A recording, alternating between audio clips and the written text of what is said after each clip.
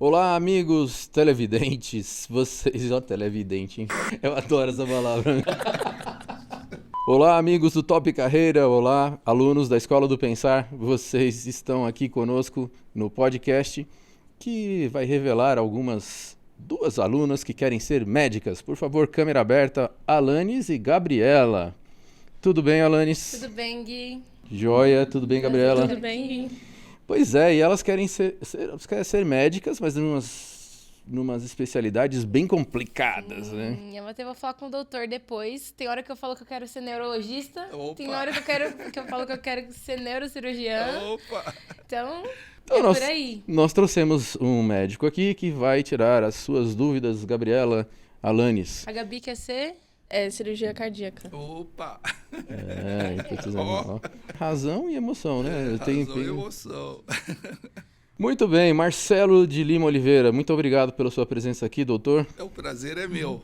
Esse cara é amigo, é de casa e é uma pessoa que gosta de responder perguntas. Olha... Vocês têm alguma pergunta para fazer para ele? Assim, Caramba, pra começar, já um podcast assim? Poxa! Fiquem à vontade. Olha, eu vou fazer a minha pergunta primeiro. Pelas minhas pesquisas, eu vi que aqui no Brasil as pesquisas científicas não são uma coisa muito valorizada. Tanto que eu até estava comentando com o Gui, ele falou que tem que ter pessoas de outros países para conseguir ter um trabalho forte mesmo. E como que a gente faria, por exemplo, eu tenho interesse em ir para a área de pesquisas, mas eu entendo que a caminhada é longa, preciso me especializar. Mas como que funciona esse meio, essa área? Por que o Brasil é assim? Bom, na realidade, nós temos bons núcleos de pesquisa aqui no Brasil hoje, tá? Se você pegar as universidades, especialmente a Universidade de São Paulo, Unicamp, as produções científicas, elas são boas, são produções de qualidade, em alta produção. Agora a pesquisa científica está saindo um pouquinho do setor público e o setor privado já tem muito interesse em pesquisa científica. Então, se você for hoje no Hospital Albert Einstein, é um hospital que virou, não é mais só um hospital, é uma corporação. Já é uma corporação que investe muito em pesquisa, inclusive, eu não sei se você se lembra da nossa professora querida Gláucia Vespa, estava lá. Manda um abraço para ela, manda um beijo para ela. Super gente boa, eu vi um link dela com uma aula. Ela é uma pesquisadora muito forte, estava até um tempo desses ligada ao hospital. Então, por exemplo, o Hospital Albert Einstein, se vocês forem lá, vocês vão ver que se valoriza muito a pesquisa. Para a gente ser credenciado do hospital, a gente tem que fazer uma pontuação. Legal, não sabia. Uma pontuação que a gente fala de educação continuada, e nessa pontuação, as melhores pontuações são para quem produz ciência, e lá tem uma revista indexada. Por exemplo, se você for no Hospital das Clínicas, o Hospital das Clínicas tem uma revista científica indexada, a gente fala que é indexada quando faz parte da grande plataforma científica mundial, que é o Clinics, que tem um bom fator de impacto, e o Einstein tem a revista Einstein, que é uma revista só para produção científica. E ela já está pegando um fator de impacto bom, já está tendo uma projeção mundial, ou seja, a pesquisa, ela é muito valorizada, especialmente aqui no estado de São Paulo, né? Se você pegar, nós temos o Corredor Tecnológico do Brasil, que pega lá Ribeirão Preto, passa por São Carlos, Campinas, São Paulo, São José dos Campos e acaba no Rio de Janeiro, né? Que é o UFRJ. Se você pegar esse corredor tem uma produção científica de muita qualidade. E para entrar tem que se dedicar. E as portas são bem abertas para isso. É isso que eu ia perguntar sobre o acesso. As portas são bem abertas. Basta você querer. Por exemplo, eu quando estava lá... Eu ainda estou no Hospital das Clínicas, né? Eu sou voluntário lá, eu vou lá uma vez por semana.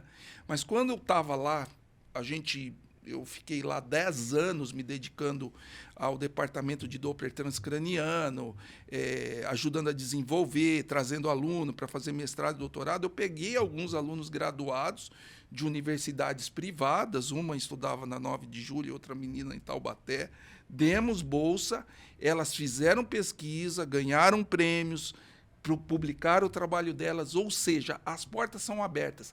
Talvez a divulgação não seja tão grande e talvez o interesse ainda não é muito grande do setor privado, mas esse interesse eu acredito que está melhorando. Problemas são bolsas, né? Isso é mais complicado, mas assim, sim. se você tiver interesse, você produz.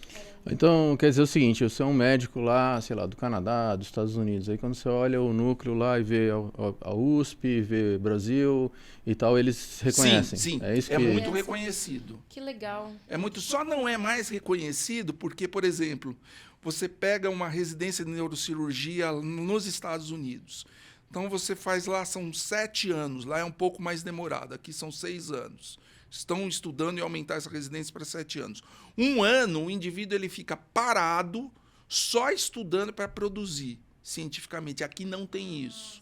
Aqui você vai fazendo a especialidade, vai rodando, você não para ficar 1 ano produzindo e fazendo ciência. Então, eu associei o acesso e a valorização das pesquisas com o viver de pesquisas. Porque eu acho que eu confundi um pouquinho a minha pergunta, porque eu queria entender assim, se dava para viver de pesquisa. Viver de pesquisa já é mais complicado. Entendi. Já é mais complicado. É. A ciência, em geral, no mundo, talvez se você indo para a Europa, para os Estados Unidos, você tenha bolsa, mas você nunca vai ter uma vida confortável Sim, como sim, cientista. sim. Então, a maioria das pessoas opta por fazer ciência e trabalhar. Por exemplo, eu sou médico, eu tenho minha atividade médica, mas dentro da minha atividade médica, eu dedicava aí 2, 3 dias por semana, ou 2 manhãs por semana, para fazer coleta e produzir artigo. Então, por exemplo, quando eu fiz a tese de doutorado, é aberto lá. Você quer fazer uma tese de doutorado por algum departamento? É aberto, dá para fazer. Muitos departamentos são abertos. Só que você precisa de ter tempo para se dedicar. Então, por exemplo, da minha tese de doutorado, saíram 4 artigos científicos. Normalmente sai 1, às vezes 2, da minha saíram 4. Por quê? Porque isso depende da tua vontade. Então, você tem um monte de dado ali, você começa a analisar aqueles dados, ó, vai dar um artigo aqui, um artigo aqui, um artigo aqui, ou seja, dá para fazer. Dá para fazer. E, Gabriela, o que você tem para perguntar? Eu sou mais da parte prática, né? Hands-on. Hands-on. Qual foi o caso mais mirabolante, assim, que você já pegou? Bom, na realidade, assim, a gente pega casos mirabolantes toda semana, né? Eu me especializei, hoje eu não opero mais, tá? Eu faço... Bom, primeiro eu queria parabenizar você que quer fazer cirurgia cardíaca.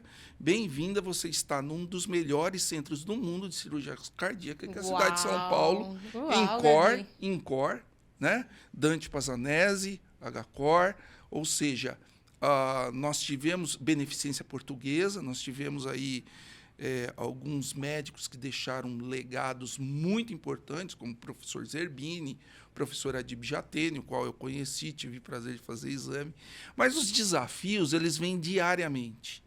Diariamente a gente encontra desafios. Então, minha especialidade hoje é regular fluxo sanguíneo cerebral em pacientes graves em UTI.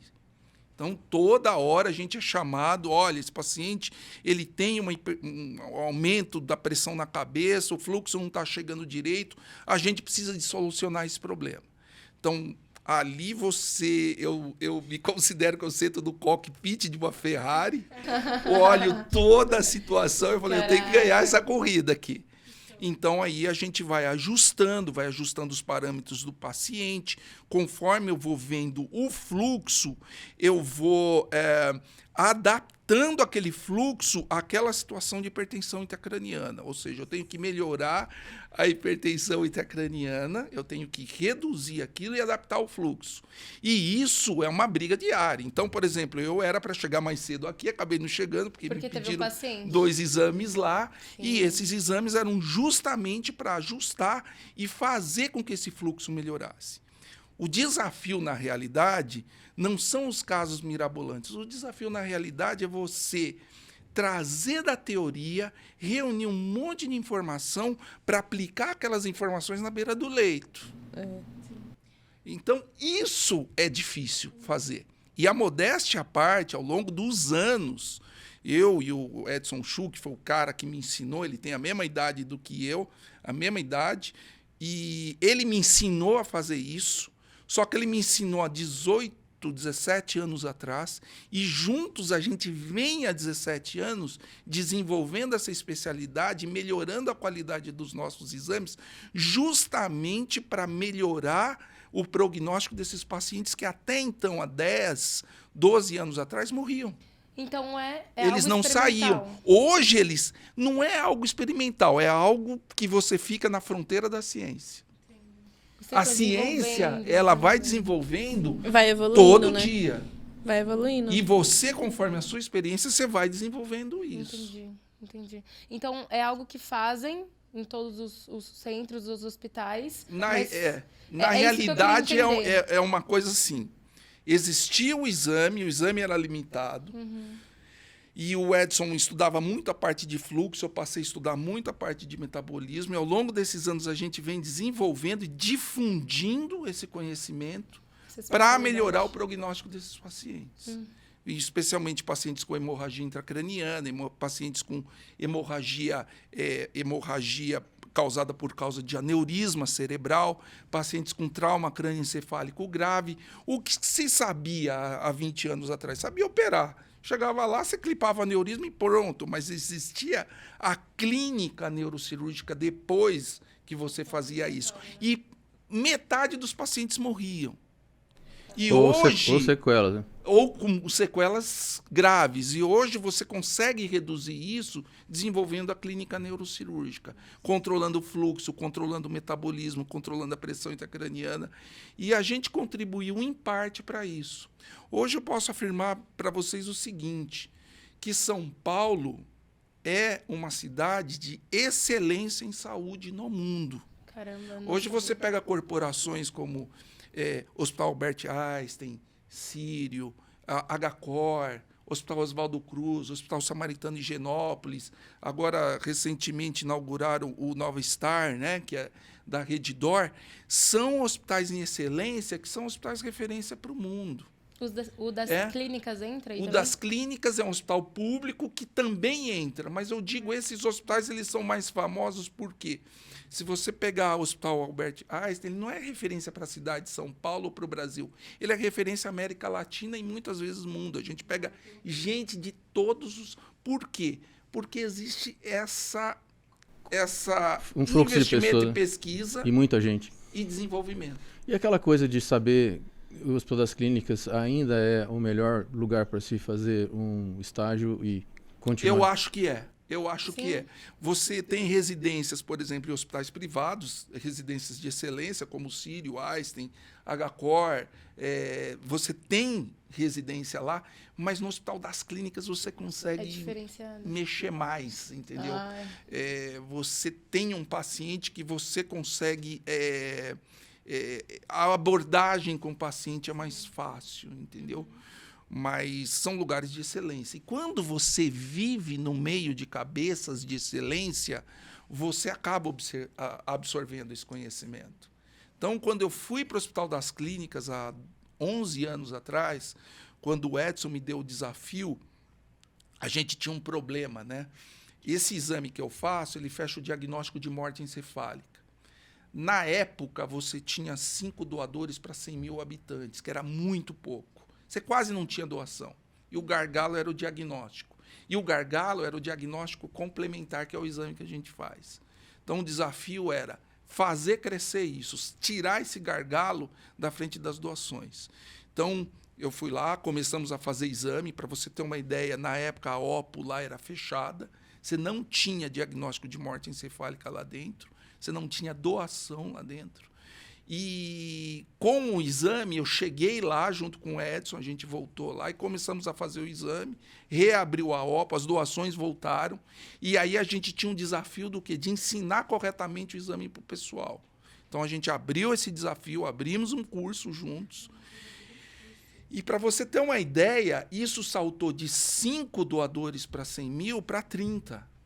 Então você começou a ter doação, por quê? Porque a gente tirou esse gargalo da frente. Vocês tiraram o gargalo? O gargalo da frente. São quantas fases são para você poder dizer que aquele paciente está realmente... São 5 fases, Não, né? atualmente são 3 fases, tá? Então, o mais importante é a clínica. Se o paciente está em morte encefálica, ou seja, o cérebro não responde mais. Você faz um exame, você faz outro exame clínico depois de 2 horas, para ter certeza, e aí você faz um exame complementar, que pode ser o nosso ou o eletroencefalo. Então, passou essas 3 fases. Por lei, o paciente que é declarado morte encefálica, ele está morto, então ele pode doar. E a terceira fase, que é o exame complementar, que é a fase que a gente participa, que foi um gargalo no passado, gargalo, né? hoje não é mais. Eu vou lembrar do gargalo, então. Ô, Gabi, então a dica dele é pra gente fazer, como que é o estágio nos hospitais das clínicas? O Hospital da residência, tem né? vários hospitais excelentes em São Paulo. Eu costumo dizer o seguinte, eu não fiz a minha residência de neurocirurgia lá. Mas onde você tiver, agarra aquilo e dá o teu melhor aonde você estiver, que a oportunidade em bons lugares vai aparecer. Por exemplo, o pai do Gui me deu uma oportunidade aqui. Eu lembro que eu fui professor aqui. Foi? Fui. Uau, Fui. ó, Gabi. Ele sabe que eu fui professor. Professor aqui. de quê? Gabi. Eu fui professor de como educação física. Nossa, barriga. Mas era engraçado que quando o Gui me ofereceu trabalho, o professor Gui me ofereceu trabalho aqui, aquilo para mim era muito importante. Com certeza. Eu agarrava aquilo como se fosse a coisa mais importante da minha vida. Depois, quando eu fui para a faculdade de medicina, eu fiz 1 ano em Vassouras e 5 anos em Jundiaí. Aquilo, para mim, era importante. Eu agarrava aquilo ali como a coisa mais importante da minha vida, apesar de não serem consideradas as melhores faculdades do país. Quando eu fui fazer meu estágio de neurocirurgia, idem. Quando o Edson me chamou para fazer Doppler transcraniano, idem. Eu agarrava as coisas como se fossem as coisas mais importantes da minha vida. E quando eu entrei no HC, já depois de velho, entre aspas, eu não entrei como residente, não entrei... O Edson me entregou o curso, olha, e o Gui sabe, eu tenho um perfil executor, né? Executivo?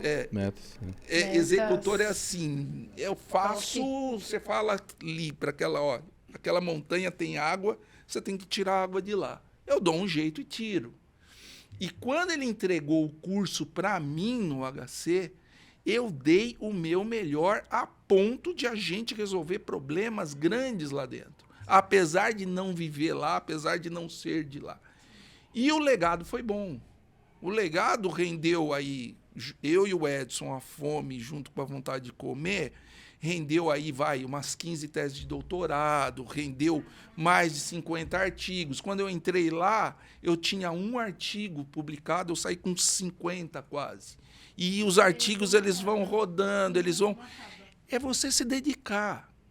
A Gabriela eu não conheço muito bem, assim, estou conhecendo, mas gostaria até a gente conversar mais, pode ficar à vontade. Agora a Alanis é desse tipo.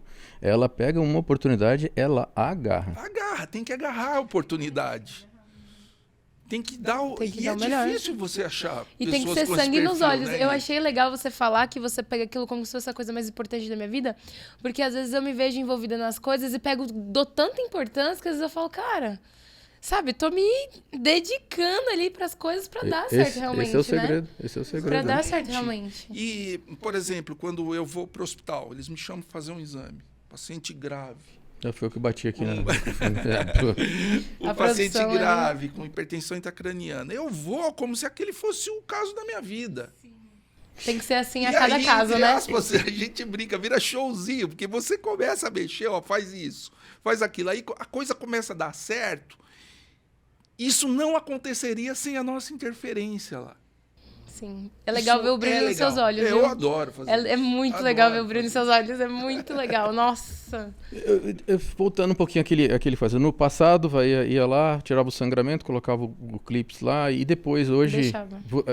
assim, na hora da emergência tem que fazer isso. Aí você pode chegar, reestabelecer algumas irrigações. É o seguinte, Gui, quando você tem uma hemorragia intracraniana, além do sangramento que você tem que estancar, existem uma série de modificações metabólicas e hemodinâmicas, ou seja, do fluxo sanguíneo no cérebro. Se você não conhecer os passos dessas modificações, dificilmente você tira o paciente. É aquele paciente que foi predestinado a não ter essas modificações, ele vai sair. Ou seja, depende muito mais do paciente do que você. Sei. Uma vez que você, por exemplo, na fase hiperaguda, quando sangra a cabeça do paciente, o fluxo praticamente cessa. Isso é morte cerebral das células neurais. Então, se você não for rápido pra você estabelecer. evolui para isso aí. Próximo. E a Então, existe um ponto de viragem, tá? Quando o paciente sangra, se você não for rápido nas suas ações, ou se você não conhecer a clínica cirúrgica, o paciente evolui para morte encefálica. Por isso que a estatística para sangramento aneurismático, metade morria e metade vivia. Desculpa, bati no microfone. Relaxa, tá tudo certo. Metade morria, metade vivia. Hoje a gente já conseguiu mudar isso aí. Porque eles faziam a cirurgia... a cirurgia fazia deu certo, cirurgia, tchau. Agora Tem o acompanhamento. Vamos deixar ele entubado, sedado e vamos ver o que vai acontecer. Hoje não. Nossa, Hoje a que gente louco, estuda esse muito paciente legal. diariamente para acompanhar essas complicações, tratar essas complicações e melhorar o prognóstico. Então, hoje o paciente, ele sai vivo e vivo com qualidade, que é o que Com nos qualidade interessa, de vida, né? Não é só que é o fazer que nos cirurgia. interessa. Então, eu sempre pensei que o problema era o sangue ali espalhado. Não, é o sangue que não foi para o lugar onde ele deveria. Exatamente, ele está fora do lugar que ele deveria. Oxigênio. Ele provoca uma reação inflamatória no cérebro. Essa reação inflamatória Aumenta faz o a pressão. cérebro inchar, pressão aumenta a pressão. E aí você tem que intracraniana. fazer o quê? Você tem que tirar o paciente daquela condição. Então, muitas vezes, por exemplo, o cérebro, eu não sei se você sabe, é o órgão que ele deve ser 3, 4% do peso corporal, mas que consome 15% do débito cardíaco, ou seja, 15% do fluxo sanguíneo vai para o cérebro. Por quê? Porque é um órgão que consome muita energia. Muito oxigênio, a glicose. Ele depende disso, ele não tem reserva. É isso que a gente tava comentando, só um parênteses, É. perdão. É um órgão composto por água, mas que dentro tem um monte de ligações nervosas Exatamente. e elétricas, cara. Elétricas Que comanda o corpo inteiro. Exatamente. E essa rede elétrica, ela consome muita energia. Ela não pode ficar sem energia. Não pode, senão... Mesmo quando você está dormindo. Então, imagina você que quando você tem um sangramento, você atrapalha toda essa energia. Você aumenta o consumo de energia, o cérebro ele passa a consumir mais energia na reação Durante a inflamatória, hemorragia. porque você pode ter crise convulsiva, você pode ter depressão laçante de leão, que é um fenômeno que acontece na enxaqueca e acontece nesses sangramentos. Você pode ter a reação inflamatória e tudo isso demanda mais energia. Só que o cérebro está inchado e entra menos fluxo. Como é que você vai fazer para suprir? Suprir Aí energia a que já gente tem- faz uma tá coisa. sendo- Desvia de outras artérias para não. Não. Porque eu tô criando A nova. gente Você tá desvia- entendendo, né? Não. A Vocês gente estão diz- entendendo? Eu tô propondo Não. novas abordagens. A gente desvia o sangue pro lugar certo. Primeira coisa que você vai fazer: diminuir o consumo energético. Como? Você faz um apagão no cérebro para preservar as células. Como que você faz esse apagão? Você induz ao coma, mas essa não é a melhor maneira de você diminuir o metabolismo. No E Brasil- você resfria o paciente. Tá. Quando você abaixa a temperatura do paciente, você economiza energia cerebral. Então, você que vai fazer cirurgia cardíaca, por exemplo, existem cirurgias cardíacas que você vai consertar certos pedaços, não só do coração como da aorta, e você tem que fazer uma coisa chamada parada circulatória total. O cérebro ele fica sem fluxo mais ou menos 30, 40 minutos. Como é que eu vou preservar esse cérebro sem sequela se ele não recebe fluxo? Extra. Eu jogo... Não, nem extracorpórea. Extracorpórea é outra história. Ele faz parada circulatória total. Ele congela. Congela, a gente joga a temperatura para 16 graus do corpo para diminuir o metabolismo cerebral e deixa o paciente em Hipotermia? coma. Hipotermia. Hipotermia. Hoje, hipotermia é uma coisa que a gente usa, é a principal maneira de você economizar o metabolismo Melhor do cerebral. que o coma induzido. Ela tem uma função, ela tem uma eficiência melhor do que o coma induzido. O coma induzido no Brasil é feito muito ou não? Bastante. Bastante? Bastante, principalmente em pacientes graves. Você induz ao coma e em pacientes graves hoje, existe algumas premissas. Primeiro, economize metabolismo, né? Esses pacientes que sangram, que têm trauma grave, que o cérebro está inchado, a primeira coisa que a gente faz é economizar metabolismo. Como? Reduz a temperatura do paciente. Você tem que perceber o seguinte, isso aqui é um ambiente fechado e um isolante térmico. Então, você pode ir na neve, você pode até ir sem touca, mas sem roupa você não aguenta. Por quê? Porque isso aqui não é isolante térmico. Isso aqui é isolante térmico. Então, quando você aumenta a temperatura do corpo para 37, aqui é 38, 39. Então, quando você abaixa a temperatura do corpo, você tem a função do quê? De normalizar a temperatura aqui, que aqui é sempre 1, 2 graus acima. Então, se você tem febre aqui 38, aqui está 39, 40, isso está fritando o neurônio. Então, uma das principais maneiras de você economizar metabolismo é abaixar a temperatura do paciente e deixar ele em coma induzido, porque um paciente hipotérmico não aguenta ficar acordado. Ô Marcelo, uma coisa aí, quer dizer que para a circulação todos esses minutos e não há sequela depois? Assim, pois é, a complicação acontece na minoria das pessoas. Por quê? Porque você joga o cérebro, por exemplo, numa UTI, um paciente grave, eu uso de, no mínimo, 33 graus. Eu deixo o paciente entre 33, é muito baixo. Normalmente 35, no máximo 36. Numa cirurgia cardíaca, onde a gente faz a parada circulatória total, 16 graus. Nunca aconteceu de a gente tomar um frio desse que baixasse a temperatura do cérebro? Não acontece isso aí. Não acontece. Acordado é impossível. Não dá. Não energia, dá. Muito mais, energia, né? Gasta muito energia. Pra você ter uma ideia, se você está monitorando o paciente com eletro ou com bis, né, que é uma maneira de... Quando você joga o paciente a 16 graus, fica zero. A atividade cerebral zero, né?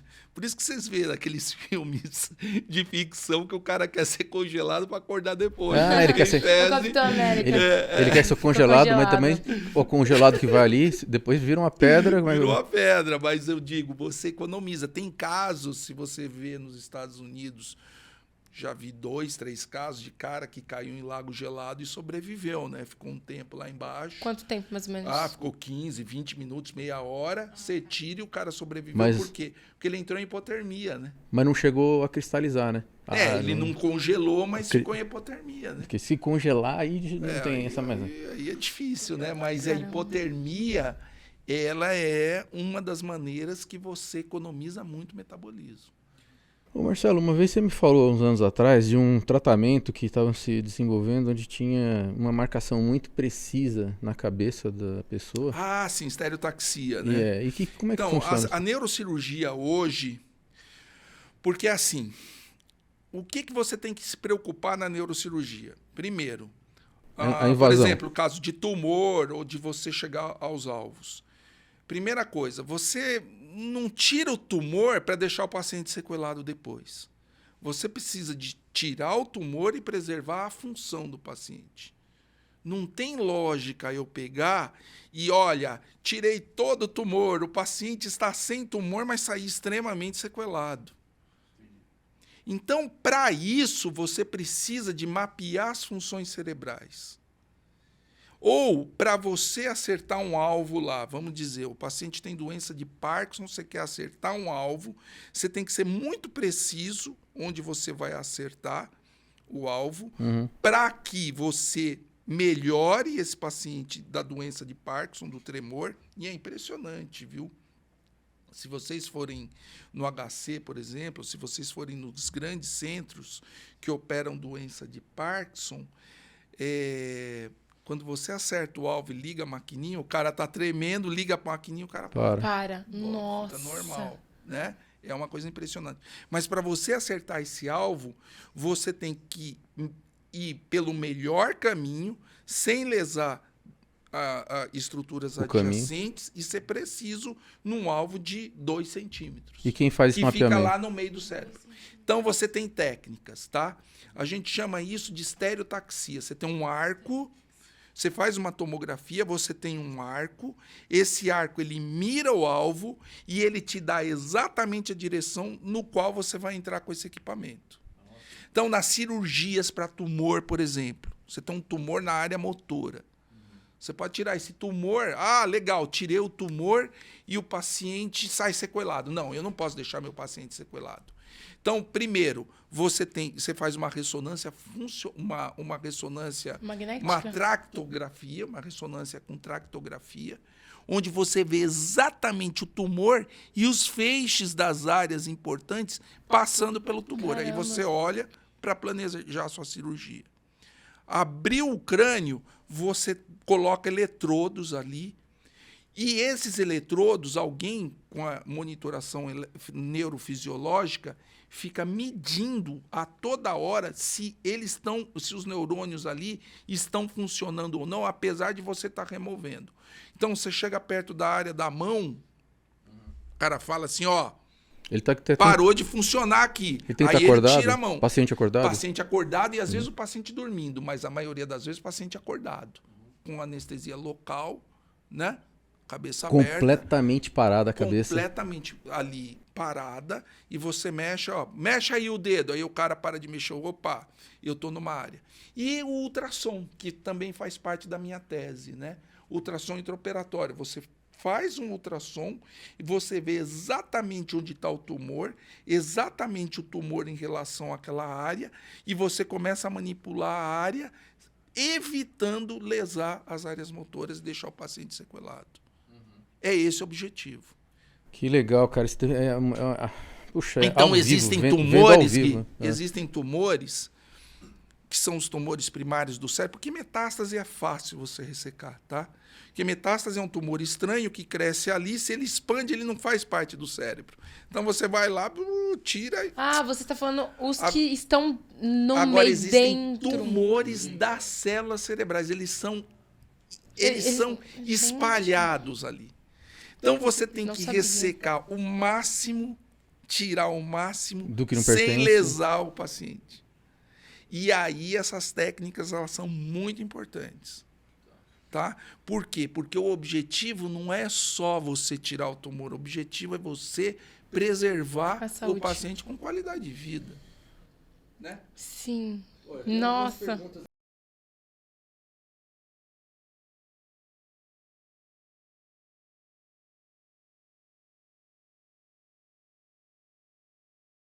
Olá, olá. Beleza? Nós temos aqui algumas perguntas no YouTube. Nosso amigo Otávio e nossa amiga Júlia, que da Escola do Pensar, fizeram uma pergunta que é o seguinte. Boa tarde, doutor Marcelo. Quais foram as dificuldades em entrar na faculdade de medicina e quais foram suas estratégias? Manda um abraço pra gente. Opa, um abraço aí pra você. Otávio e Júlia. Otávio E Júlia. É o seguinte. Bom, nós tínhamos algumas dificuldades no passado, né? E a gente, por ser da igreja adventista, muitos vestibulares caíam no sábado. Eu lembro que da época de 7, 8 faculdades eu consegui prestar praticamente 3, porque o restante era tudo no sábado, eles pouco se importavam. E a gente, assim, a gente estudava e não estudava, né, Gui? A gente era tranquilão no segundo grau. Mas quando eu entrei na faculdade, eu falei, aqui a brincadeira acabou. Eu me dedicava, eu lia muito, estudava muito e tentava ao máximo correlacionar o que eu lia na beira do leito. Isso. E também uma coisa que eu vi você se dedicando pra caramba foi o inglês. Né? Sim, eu tive... Eita! Olha, e outra coisa, peraí, tem uma outra coisa além do inglês, tá? Eu passei os artigos que eu escrevi aí para vocês duas, vocês não vão entender o artigo, mas você tem que entender a estrutura do artigo. A redação é um cartão de visita aonde você for, aonde você trabalhar. Então, se você trabalhar de engenheiro, passar um e-mail e não souber a redação, você não vai conseguir se comunicar. Idem na ciência. Se você pegar os artigos que eu escrevi, vocês vão ver o seguinte, tem um título impactante para chamar a atenção da pessoa, de quem está procurando o artigo.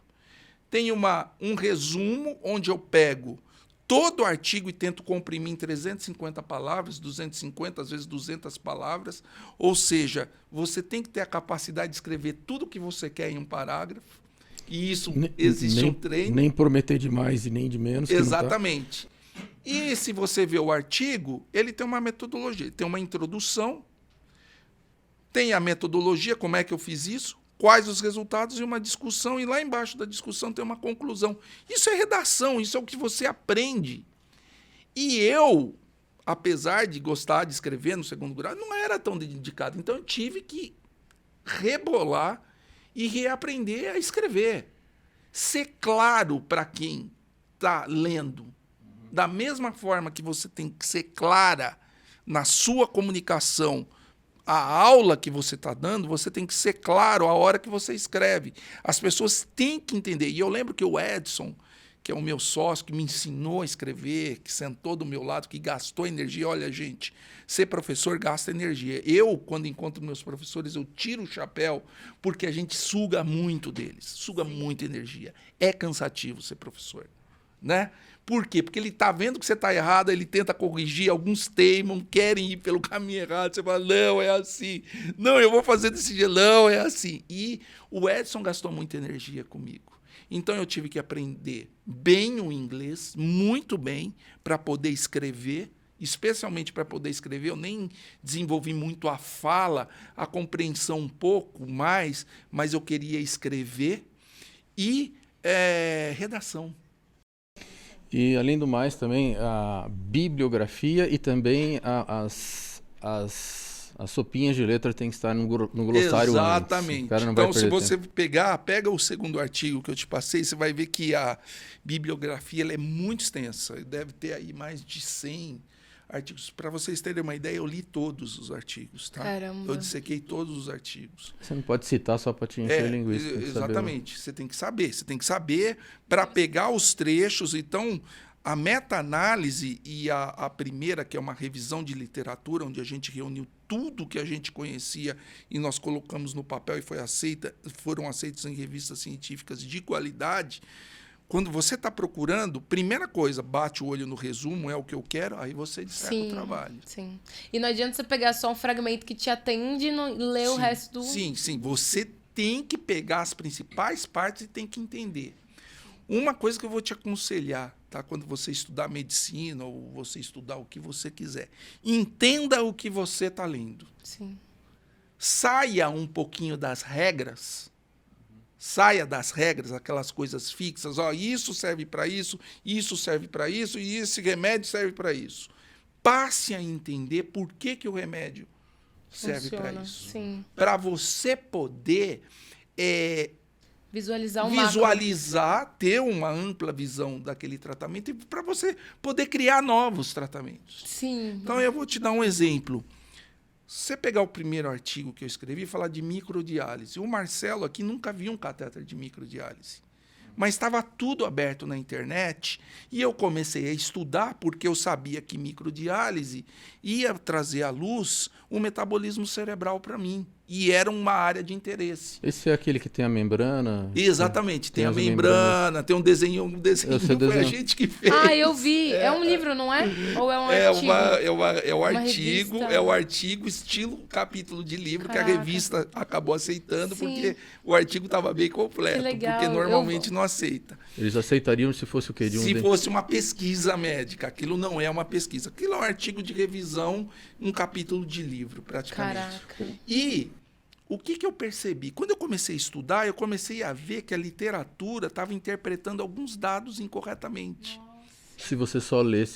Se eu só lesse, aí eu comecei a corrigir. Olha, isso é isso, isso é isso, isso é isso. E os revisores concordaram. Falaram, olha, realmente é isso. Então, encaixou e publicou. Você foi mais didático. Então, fui mais didático. Outra coisa que Agora, não basta você ser só didático, você tem que mostrar que você é didático. E aí entra a habilidade da escrita. As críticas, principalmente quem está lendo um artigo científico, eles vão direto assim, para saber qual foi a metodologia usada, eles querem saber se ela foi válida, se foi controle, se foi duplos cegos. Então é o seguinte, uma coisa muito importante em artigo, dizer para vocês que não existe artigo perfeito, tá? Todo o artigo você pode encontrar um Não, furo. eu até encontrei no teu artigo dizendo assim, quais foram algumas dificuldades. Aí você foi listando. Exatamente, você vai listando nas dificuldades, exatamente isso. Depois da conclusão, você fala, ó, eu tive tal dificuldade, Caraca. que talvez um outro pesquisador não tenha. Mas você precisa de perceber o seguinte, você tem que aplicar uma metodologia, a melhor metodologia possível, apesar de encontrar as dificuldades, e tentar resolver essas dificuldades na hora que você está pesquisando. Então, eu vou citar a meta-análise lá que vocês viram, que é eu dissequei aí mais de 100 artigos. Cara, tinha cara ali que fechava os números, ele não queria me dar os números. E eu precisava desses números para interpretar, chegar onde é que eu queria chegar. Talvez ele não queria polêmica, né? Talvez. Eles seguram. É pra mim, é pra meu, meu, eu fiz. entendeu? Então, eu escrevi precious. pro cara, Você vai me dar meu número. É o maior pesquisador de autorregulação do mundo, né? Eu escrevi pro cara e falei, eu li esse teu artigo aí, eu precisava dos números. E é engraçado, eu precisava de 3 coordenadas, ele dava 2 e uma faltava. E aí eu não conseguia completar. Aí ele falava assim, ele nem me respondia. Aí um dia ele me respondeu, não, porque... E é um banco de dados enorme. Aí o que eu fiz? Eu comecei a ir nos artigos dos alunos dele e comecei a achar as 3 coordenadas. Aí eu achei daqui, achei dali, e acabei juntando as 3 coordenadas e escrevi. Segundo fulano, Beltrano. E Cara, isso me levou 3 anos, tá? 3 3 anos lendo com paciência, estudo árduo, entendeu? Caraca. Só que eu gosto de fazer assim, homeopaticamente. Então, todos os dias eu chegava em casa, eu lia 2 parágrafos de cada artigo, para começar a remoer e ter a ideia de escrever. Então, era isso. Eu também gosto de ler assim. Eu gosto de ler um Caraca, pedaço pausado. de cada livro para poder Exatamente. curtir. Curtir. Porque se você gasta muita energia, né? Vou ler esse livro hoje. Cara, você não vai pegar tudo. Não, e outra coisa também é que enquanto eu tô lendo e leio parágrafo de um e do outro, você vai criando no inconsciente coisas diferentes, coisas Exatamente. novas, Porque né? a criatividade vem daí, né? É, exatamente. Pô, cara, muito legal. Vem cá, por que eu não tenho ouvido falar mais sobre cintilografia, isótopos para fazer... Tem, não, ainda Como- tem. como- por Tem que- bastante. Por exemplo, a cintilografia, eu vou te dar um exemplo. Deixa eu só explicar para elas. Cintilografia e isótopos é o seguinte, injeta um contraste radioativo e ele vai impregnar em estruturas do corpo que você quer estudar.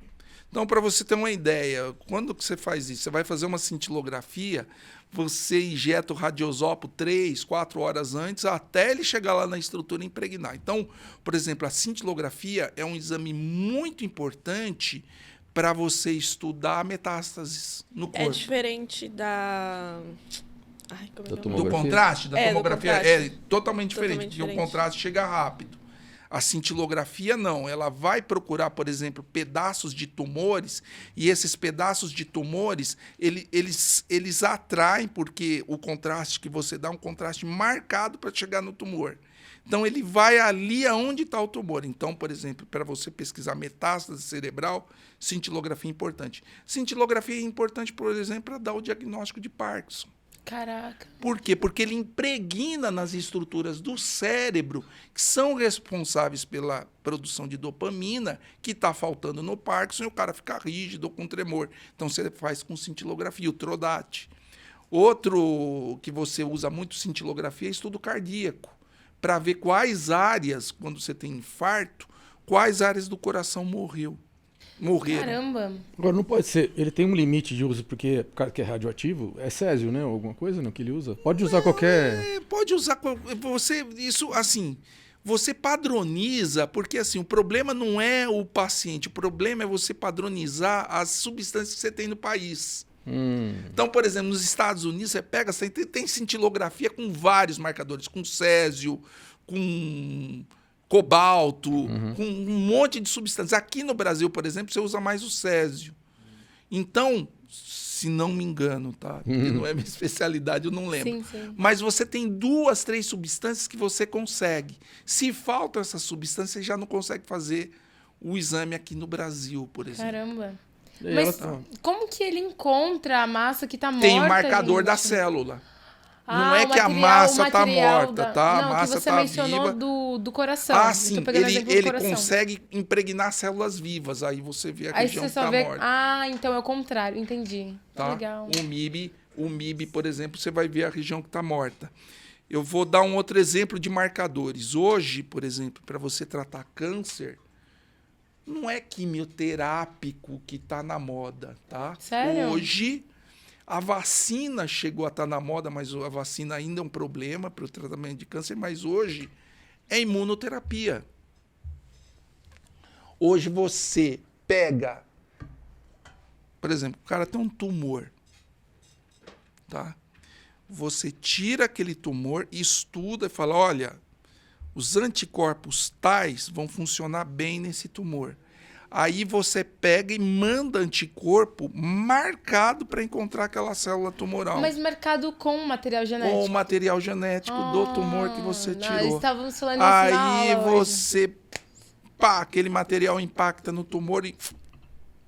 Então hoje, por exemplo, Caraca, meu, eu vou gente, falar da minha incrível. tese há 10 anos atrás, quando você tinha pacientes com metástase de câncer de pulmão e metástase de melanoma, os caras morriam em 1 ano e meio.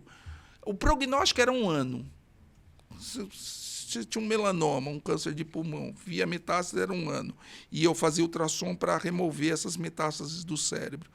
Hoje você vê cura de melanoma, Não precisa nem abrir. cura de câncer de pulmão sem abrir. Gente, olha. Você só biopsia, estuda. Um caso clássico desse é do Jimmy Carter, né?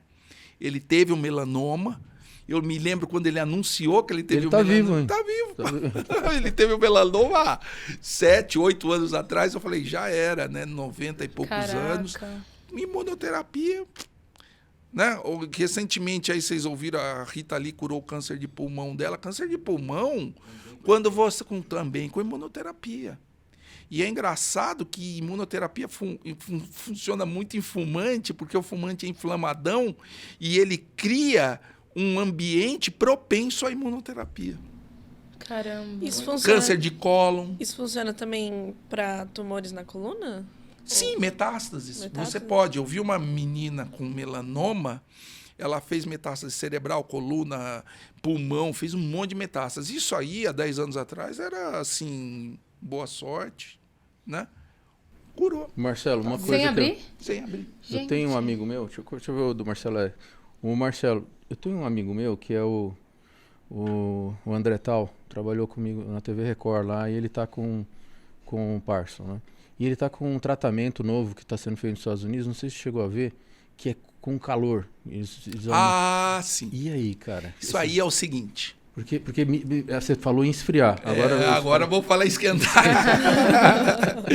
É o seguinte. Inclusive é um brasileiro, né? Existem ondas que aquecem o cérebro, tá? Você pode fazer laser, você pode fazer onda magnética e você pode fazer onda ultrassom, tá? Onda ultrassom, por exemplo, o exame que eu faço, o Doppler transcraniano, é uma onda ultrassônica. Então, existem certas sondas lá de 1 MHz que eles falam o seguinte, não usa essa sonda para ficar mais que 15 minutos no cérebro. Por quê? Porque esquenta. Vai ferver, pode. Não é que ferve, esquenta. Se esquenta, modifica. Tá? Você modifica a Alguma atividade coisa, neuronal. né? Só que você pode usar essa onda para lesar. Então, eu vou dar um exemplo para vocês, desde uma coisa primária até chegar aí na doença de Parkinson, que é... E é um brasileiro que está cuidando disso. Tem vários aqui no Brasil. Inclusive o Edson chegou a entrar nesse campo, mas aí ficou demais para a gente saiu. Certo. É o seguinte, quando você tem um coágulo que entope uma artéria no cérebro, você dá uma droga para atingir aquele coágulo e dissolver o coágulo e o vaso reabrir e o fluxo continuar. Senão o paciente vai ter um AVC. Sim. Quando você dá essa droga e você faz o exame de Doppler transcraniano, que é o exame que a gente faz, no mesmo momento, existe um efeito dessa onda que chama efeito de cavitação, que quando você mira ali na artéria, ele começa a chacoalhar aquele trombo. a onda ultrassônica. Porque a onda Caramba! bate lá e volta, bate lá e volta. Essa onda tem energia e começa a chacoalhar. E quando você dá a droga junto, a chance de recanalizar a artéria, você fazendo ultrassom, chega a ser 2 vezes maior do que só dar a droga. Porque você Nossa. também está dissolvendo e ainda Exatamente, chacoalhando. você está chacoalhando e aquele chacoalhar ajuda a droga a ligar e blum. Então- Se você, por exemplo, uma porcentagem do paciente, se você fizer só ultrassom, É. ele recanaliza Exato. mais do que se você não fizer nada. É o que eu ia perguntar. E quando a gente aplica uma injeção com umas pequenas bolhas, essas bolhas atingem o cérebro, junto com a droga e junto com o ultrassom, a recanalização é maior ainda. Isso mostra o quê? Que a energia do ultrassom ajuda a recanalizar.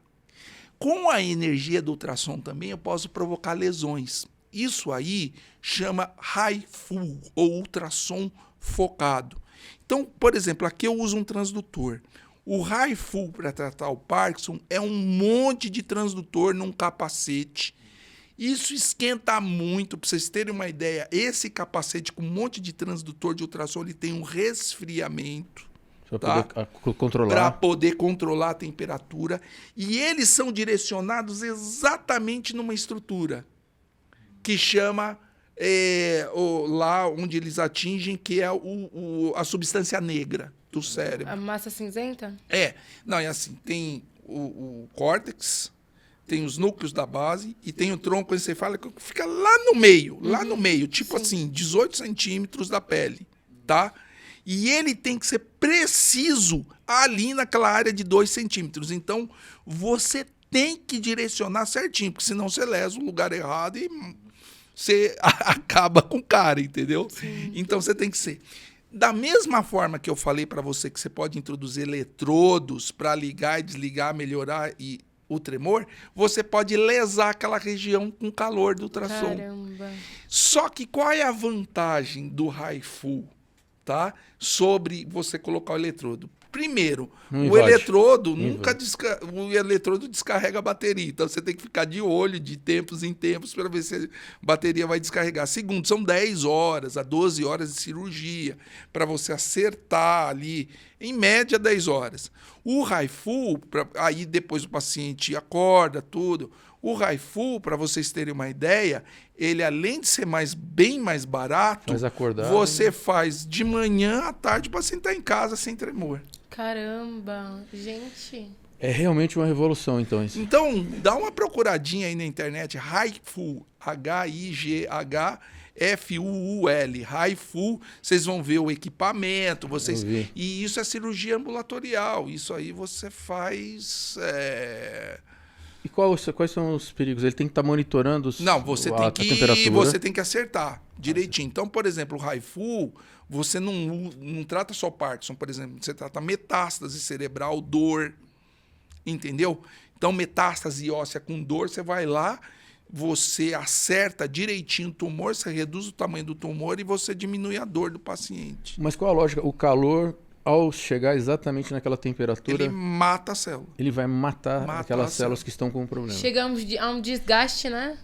Mas a pessoa vai ter que reaprender de alguma outra forma, outros caminhos neurais para poder trabalhar algumas coisas perdidas? Não. Porque tem não, já passa. Não. Eu acho que, por exemplo, quando você no HIFU, se não me engano, você lesa o núcleo subtalâmico, que é o núcleo que desencadeia lá, entendeu? Por exemplo, o HIFU você pode usar para tratar a epilepsia. Se você tem uma estrutura lá que está disparando, você identificou a estrutura, você vai lá com o HIFU, lesa e acabou. E os tremores podem voltar ou nunca mais? Olha, normalmente não volta, tá? Eu não posso te responder com precisão porque eu não faço esse tipo de procedimento. HIFU é uma coisa nova, existem algumas complicações, existem as recidivas, ou se você acertar o lugar errado, entendeu? Mas normalmente você resolve bem. E geralmente você faz para paciente novo, muito disfuncional, né? Entendeu? A vantagem dele, ele está fazendo uma... Bom, primeiro os tremores pararam, né? E agora ele está fazendo uns reaprendizados de agilidade e tal, mas do que ele estava assim, você assiste, tá no YouTube, André Tal, meu amigo, ele vai vir aqui uma hora contar a experiência dele. Ele disse que Assim, foi uma descoberta muito nova, recente. E você vê ele antes tremendo e depois que ele passa ali dentro da mesma reportagem, ele para de tremer. Vocês têm que perceber o seguinte, o Parkinson não é uma doença do tremor, tá? O Parkinson, você tem uma série de sintomas, mas os 3 principais são tremor, rigidez, é como se você tivesse numa camisa de força dentro de você mesmo. Isso é muito ruim. Para rigidez, você já não tem um tratamento tão bom cirúrgico, tá? Depende mais de remédio. E instabilidade postural, ou seja, o cara cai com facilidade. Então, são esses 3 pilares da doença de E o Parkinson. Haifu, ele ajuda nesses... No tremor. No tremor. No tremor. Porque o tremor, ele deixa o paciente muito disfuncional, né? E atinge muito o emocional, né? O emocional também, né? Difícil. Para vocês terem uma ideia, o ultrassom que a gente faz lá no Hospital Albert Einstein ajuda no diagnóstico de Parkinson, tá? Por quê? Porque você tem o Parkinson e as síndromes parkinsonianas, que são as doenças que imitam o Parkinson. Se você for fazer um Haifu num paciente com síndrome parkinsoniana, ou se você for colocar um gerador num paciente com síndrome parkinsoniana, os resultados não vão ser bons. Tem que ser na doença de Parkinson. E clinicamente, às vezes, uma doença parece muito com a outra. Quais que são as maiores diferenças entre a síndrome e a doença? Às vezes Não você tem como. não consegue, porque você só consegue no decorrer do tempo.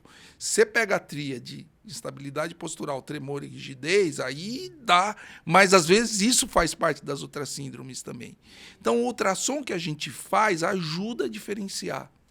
Então, por exemplo, 10%, 15% dos casos, você não consegue diferenciar. E aí você pode errar no seu tratamento. E o que eu falo? Cara, quando você vê o paciente que vai lá fazer esse tipo de exame, ele está extremamente ansioso. Sim. Isso aqui, por quê? Será que eu tenho? O que será de mim daqui para frente, entendeu? E aí você tem que bater papo. O médico do futuro tem que ser amigo do paciente, tá? Esse Você negócio de tem que ir robô, lá, que robô vai substituir o não, médico... aí também. Não, isso daí eu queria Você já tem que ser perguntar, né? amigão do paciente, você tem que ir lá conversar. O médico do futuro tem que ter 3 características, tá? Tem que ser líder, você vai liderar uma equipe. Você tem que ser amigo do paciente, você tem que ser acessível. Você tem que se basear na medicina baseada em evidências para nivelar o conhecimento e você ter as condutas corretas. E atenção primária, ou seja, preventiva. Você tem que saber prevenir a doença. Por quê? Porque o indivíduo, uma vez que ele é doente, ele custa caro. Então, se vocês forem observar, pega as propagandas de convênio médico hoje, ou SUS. A maioria fala, olha, você vai ter acesso às clínicas de promoção de saúde. Nós damos prevenção, Caramba. tirar o cara do hospital. Eu fiz uma pesquisa No e eu hospital vi, é caro, né? eu vi uma informação interessante, foi de uma fonte confiável, mas agora eu não lembro. Que um paciente doente equivale a 7 saudáveis. Exatamente. Então a gente tem É uma noção. muito caro. É. E saúde é um saco sem fundo. Custa muito. Pode falar, Gabi. Eu queria perguntar... Ai, desculpa. A doença de Parkinson, ela é genética? Como é que A funciona? maioria existem os casos familiares, mas a maioria não tem relação familiar. Porque não. o Alzheimer, por exemplo, é genético, né? Hereditário, você disse? Pode ser hereditário, mas eu vou falar uma coisa legal para você, tá bom? Nós temos reservas neuronais. Tanto o indivíduo que tem, vamos dizer que eu tenho a propensão a ter doença de Parkinson e o Gui tem a propensão a ter Alzheimer. Eita, gente. Aí isso significa Cuidado, que, hein? nossa, Cuidado. você se lembra de mim, né? É, Isso significa que ele vai ter Alzheimer ou doença de Parkinson? Não necessariamente. Existe prevenção? Existe prevenção. Então, você ter uma vida saudável... Eu vou falar para você, por exemplo, do Alzheimer. Então, eu tinha um tio com Alzheimer, a minha mãe com Alzheimer, ou meu pai com Alzheimer, não necessariamente, vamos supor que eu tenha. O que eu posso fazer? Eu posso fazer alguma coisa para evitar ter Alzheimer? Pode. Primeira coisa, tem hábitos saudáveis. Hábitos saudáveis quer dizer exercício aeróbico, alimentação saudável, controle de glicose e colesterol e não fumar e não beber. Segunda coisa, exercício com o cérebro. O que é exercício com o cérebro? Estudo. Se você estiver perto de aposentar, aposente, mas continue com alguma atividade. Faça uma atividade cognitiva. Vai trabalhar e ser um consultor. Terceiro, bom nível de escolaridade. Ajuda muito isso. Sério? Sim. Caramba, nunca Sim, porque escutei. você faz exercício com o cérebro. E quarta coisa, aprender um idioma novo depois de velho. Nossa, que Porque legal. vocês são todos automáticos. Vocês são automáticos, né? Hoje você conversa inglês com o moleque, ele fala com você como se você estivesse fazendo português. Mas esse lance de você aprender mais velho, você fica ligando o on e o off. Eu e o Gui, por exemplo, a gente é da geração do on e do off. Para falar inglês, a gente tem que desligar o português e vice-versa. Senão a gente fica portuguesando o nosso inglês, né? A molecada não. Esse on e o off, ele faz muito você exercitar o cérebro. Tá? Então, se você já sabe inglês automático, vai aprender italiano, espanhol, qualquer coisa, porque o on e o off é importante. E isso é provado. Por quê? Porque você vê pacientes, o Alzheimer, na realidade, é uma placa de proteínas que vai cobrindo o cérebro e vai impedindo o quê? A transmissão neuronal, e o indivíduo vai desenvolvendo a demência. Tá? Porque Alzheimer no passado era raro, né? Aquele vozinho que viveu 80 anos era caduco. Hoje as pessoas vivem mais de 80 anos. E aí a incidência aumentou. Então você pega caras que fazem o exame que tem o cérebro coberto por placas e que não tem a doença. Por quê? Porque o pouco que sobrou para ele usa muito bem. Usa bem. Ele usa bem a reserva. Agora você pega pessoas que têm uma cobertura pequena e já tem a doença. Nossa, porque usa pouco. Porque usa pouco a reserva. Então, preservar a reserva é importante. Parkinson, a mesma coisa. É importante. É importante ter uma vida saudável, uma vida pouco angustiada. É importante você ter um sono regular. É importante você não beber. É importante você não fumar. O que a gente percebeu na Covid, por exemplo? A Covid, a gente pegou muita gente com déficit cognitivo depois da doença, mesmo moderada e às vezes leve. Por quê? Porque o bichinho aqui, que dá anosmia, ele conseguiu entrar no cérebro. E existem alguns trabalhos que mostraram a redução volumétrica desses cérebros. Então, a gente pega muito paciente lá que vai fazer o exame que tinha propensão a ter Parkinson e desenvolveu a doença. Desenvolveu durante o Covid. Gente que está totalmente com amnésia. Inclusive, o cara vai trabalhar, vai escrever, tem que escrever tudo porque não consegue memorizar mais nada. Ou também com desautonomia, que se vocês quiserem eu explico depois melhor o que é desautonomia. Mais vezes vocês. aqui, Marcelo, mais vezes aqui. Meu pai falou ontem que, como eu falei que ia conversar com você, ele falou que notou, e se perguntar se você também notou isso, mas as crianças estão, depois da pandemia, diferentes. Aí eu falei, pai, mas como assim diferente, né? Mais inquietas, fazendo várias coisas ao mesmo tempo, sem conseguir concluir nada, muito dispersas realmente. Ele acha que teve a ver com todo o emocional que foi passado, e também com a questão do tempo inteiro em casa, interagindo bastante. só com a tela. Isso alterou. Um déficit cognitivo. Isso alterou em mim. Sim. Eu não tive a doença e tive um problema de concentração extremamente sério, né? Por toda a modificação de ambiente. Então você pode ter a modificação da doença e a modificação do ambiente com a modificação dos seus hábitos, né? Você falou que está tendo modificação morfológica? Morfológica no cérebro. Então, em média, para você ter uma ideia, o fator de atrofia cerebral, se não me engano, no decorrer da idade é de 0,2% que vai atrofiando. E a pandemia? Na Covid, esses pacientes chegaram a ter de 1 a 1,5% de atrofia. De 0,2 para 1,5%. De 0,2, ou seja, quase 5 a 6 vezes mais, né? porque o bichinho entra, entendeu? O vírus entra. É o que eu falo, é um vírus do mal, né? Mas, assim, a gente passou a ver os pacientes desenvolverem essas doenças, por quê? Porque era um paciente que tinha propensão e vai lá a doença e detona a reserva. Você acha bastante provável que tenha havido uma aceleração da mutação, nos estudos que estavam fazendo? Dentro Aceleração da mutação? Da mutação para poder chegar Foi alguma coisa feita que eles estavam tentando desenvolver alguma coisa no laboratório e aceleraram? Não sei. Você não acha sei. Que é bem polêmico isso. Mas eu não consegui ver, pode ser acidente, eu não sei essa conclusão, mas assim, o que há omissão de alguns dados, e a gente precisa de saber, isso tem que vir a claro. A omissão de alguns dados muito importantes houve, né? Por exemplo, se você pegar o começo da pandemia, né? Então houve toda aquela discussão, a gente tinha carnaval e tal. Na realidade, aquela época, quando o vírus estava chegando na Europa, porque você tem 2 tipos de coronavírus, né? O de transmissão rápida e o transmissão lenta.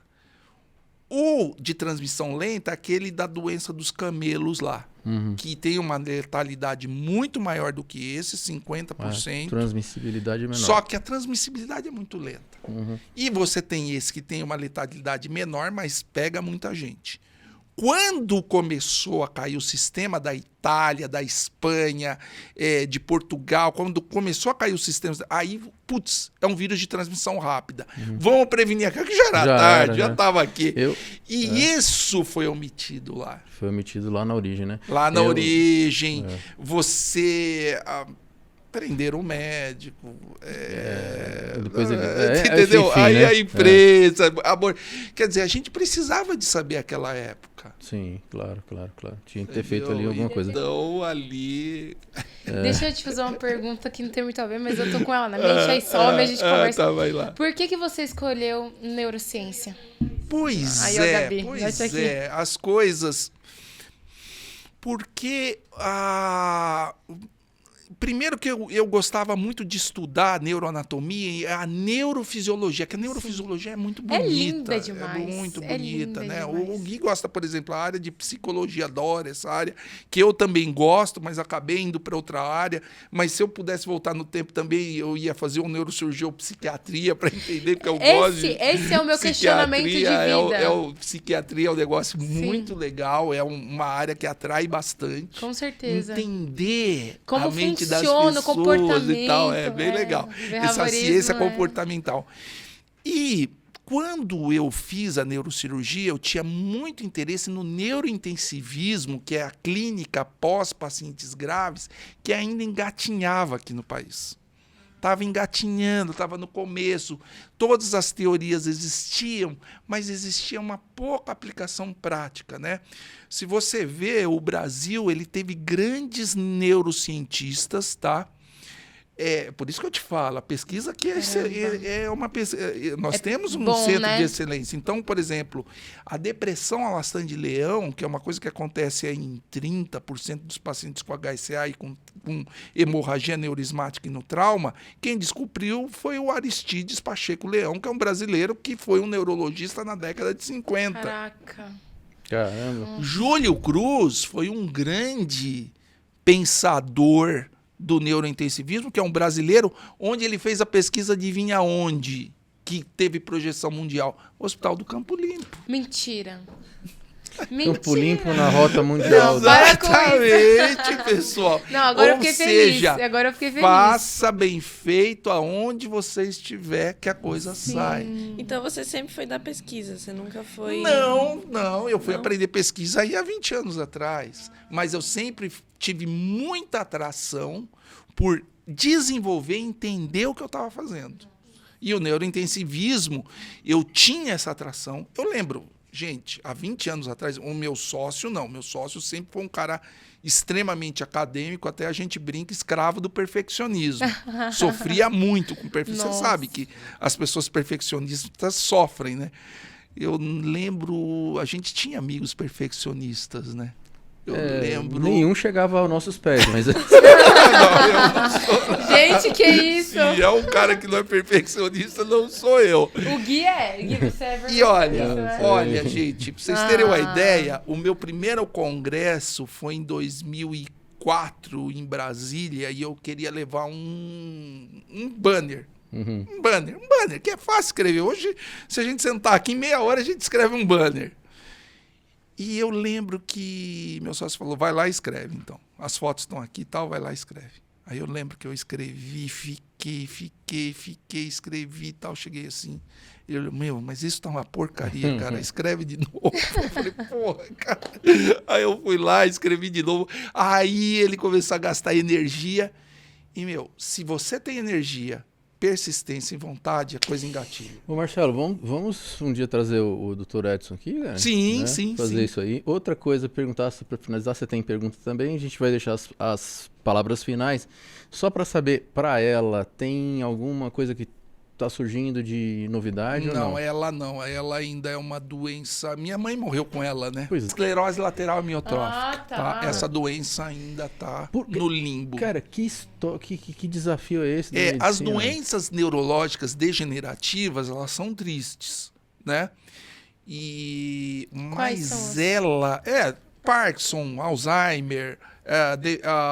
Demência? A esclerose múltipla é uma doença degenerativa com placas. Mas essa para mim Mas intriga demais. essa tá no limbo ainda. Esquizofrenia também ainda entra? Esquizofrenia já entra mais pro lado psiquiátrico. Não é Psiquiátrico. uma doença, não é uma degeneração de células neuronais que estão relacionadas à esquizofrenia. Isso está mais na área do hardware, ou do software, não do hardware. E Tá? quais são os sintomas de ela? Ela é assim, você começa a perder vagarosamente o sintoma, a força num braço. É um relógio, né? Começa aqui, vai para uma perna, vai para outra, e o cara para de movimentar do pescoço para baixo. Ou às vezes tem a ela alta, que você, por exemplo, a gente tem casos de amigos, né? Que fica só com O olho. olho. Gente. Com isso preservado, tá? Com a mente Então preservada. é um sofrimento Eu não muito sei se grande, é né? bom ou é pior Agora, eu ainda. lembro que minha mãe, por exemplo, ela teve um choque psicológico. Quando ela soube. Quando ela desenvolveu a doença. Antes da doença, ela teve um choque. Um gatilho. Um gatilho. Eu acho que tem gatilho. A ciência não fala muita coisa, mas eu acho que tem gatilho. Como, por exemplo, tem gatilhos para as outras doenças, tá? Por exemplo, a pessoa que vive em angústia, se ela tem tendência a ter Alzheimer, há grande chance de ela ter Alzheimer. No ambiente ruim, angustiado, briga, dorme mal, etc. Parkinson, idem. Eu acho que o ambiente ajuda a ser um gatilho para doença neurológica degenerativa. Geralmente falam que tumor, câncer também é um Você gatilho, pode né? ter as síndromes paraneoplásicas, tá? Um câncer, um tumor. Você pode desencadear as doenças degenerativas também. A gente chama isso de síndrome paraneoplásica. Paralelo, né? Você tem um tumor, em paralelo você tem uma doença neurológica degenerativa. Deixa eu só fazer mais uma perguntinha rápida. Você poderia me pontuar, basicamente, a diferença entre neurologia e neurocirurgia? Bom, como se a fosse uma neurologia é o escadinha. seguinte, não é escada, tá? Olha, o neurologista, ele é tão importante quanto o neurocirurgião.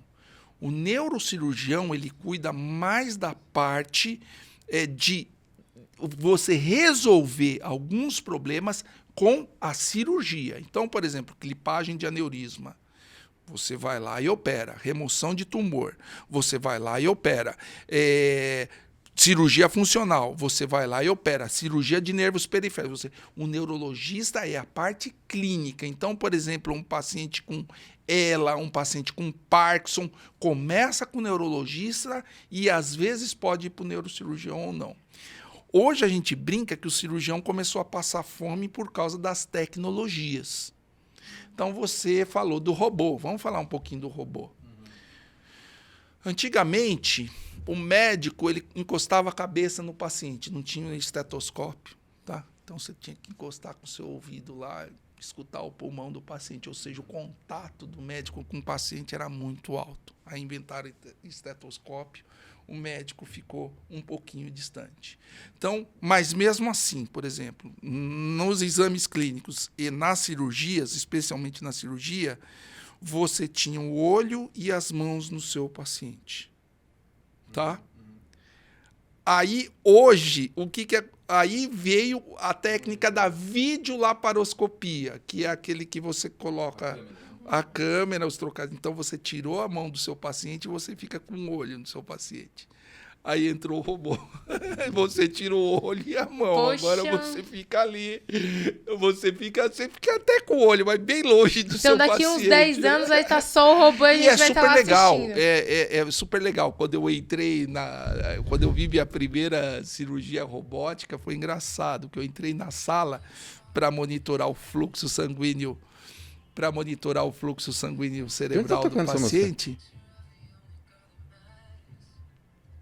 Era o meu alarme, Ah. gente. Então, quando Do eu nada. entrei na sala, e aí eu falei, eu vi assim, 2 caras perto do paciente, mas eles não manipulavam. Eu vi um braço mecânico operando e tal. Eu falei, mas cadê esse cara, né? Cadê o cirurgião? médico? Aí a moça falou, ele tá lá no canto da sala, numa cabinezinha que parecia uma cabinezinha de game lá. Nossa! Operando o robô, longe de E os tudo. gamers, né, vibram E nessa com hora. a rede 5G, Para poder fazer a distância. a gente depende da rede 5G, tá? Não dá com a rede 4G. Por causa do delay, né? Por causa do delay.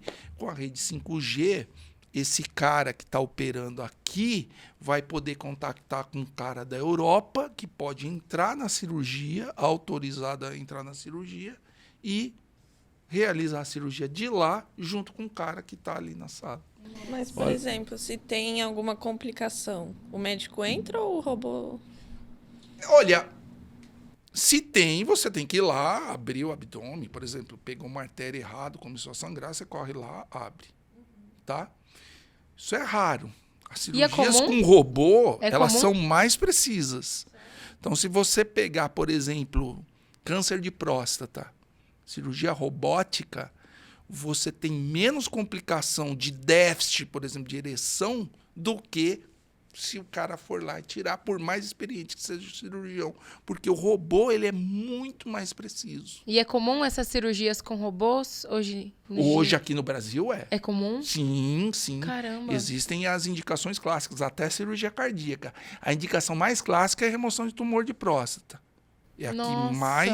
mais você tem vários tipos de cirurgia. Mas só com robô. nas instituições... Que tem o robô e com paciente, com um médico treinado, certificado, ou você treina na China ou você treina nos Estados Unidos. Agora, o que é um pouquinho mais complicado, Agora, você né? imagina o radiologista, né? Que Então. radiologista Nossa. foram centenas de milhares de... Hoje, olha só que engraçado, né?